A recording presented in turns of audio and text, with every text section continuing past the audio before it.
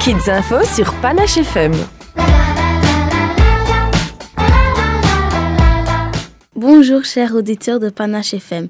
Voici le Kids Info réalisé par les élèves de la classe de 5e et 6e année primaire de l'école communale Léon de Leval à Seraing. Mardi 3 mars dernier, nous sommes allés visiter les territoires de la mémoire à Liège. Qu'est-ce que c'est le territoire de la mémoire ? Les territoires de la mémoire est une exposition permanente qui nous fait voyager de 1918 à aujourd'hui.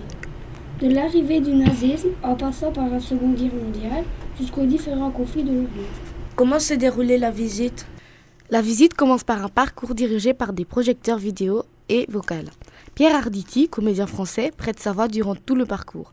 La première vidéo, nous projette en 1918, montre l'arrivée d'Hitler et sa volonté de redresser l'Allemagne après la Première Guerre mondiale. Il fut emprisonné et c'est à ce moment-là qu'il créa son triste livre « Mein Kampf ».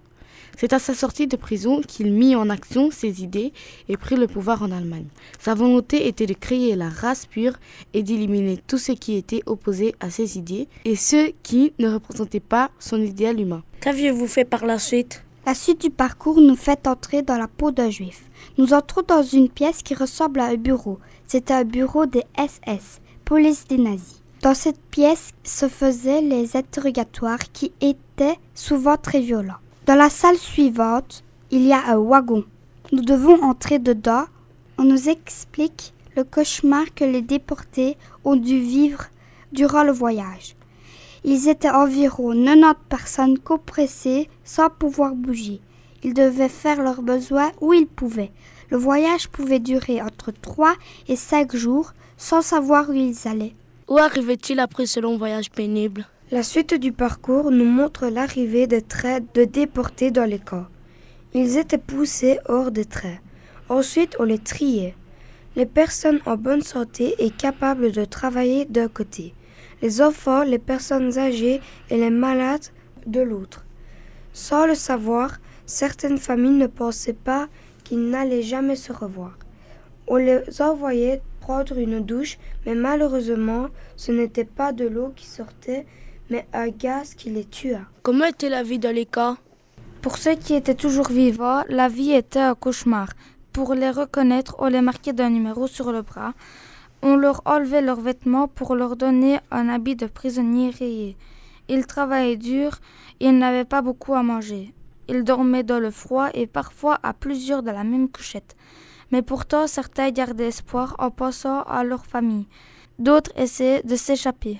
Ensuite, le parcours continue en nous parlant de la libération des camps et nous avons pu voir le témoignage de 2 rescapés des camps de concentration. Quel est le but de cette visite ? Une phrase est écrite dès l'entrée du parcours. Plus jamais ça. Pourquoi est-il écrit plus jamais ça ? Le but de cette visite est de faire prendre conscience aux jeunes d'aujourd'hui qu'il ne faut plus que cela se reproduise. Dans quelques années, il n'y aura plus de survivants de cet enfer. C'est à nous de transmettre ce travail de mémoire pour les années à venir. Quel a été le ressenti à la sortie de cette visite ? À la sortie du parcours, il y a eu un débat avec une animatrice.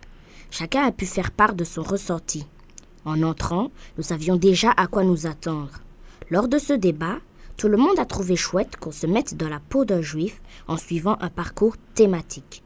Tout était bien organisé afin de faire passer le sentiment de tristesse, de peur, de dégoût. Chacun était ému en sortant et ne s'imaginait pas que tout cela s'était passé.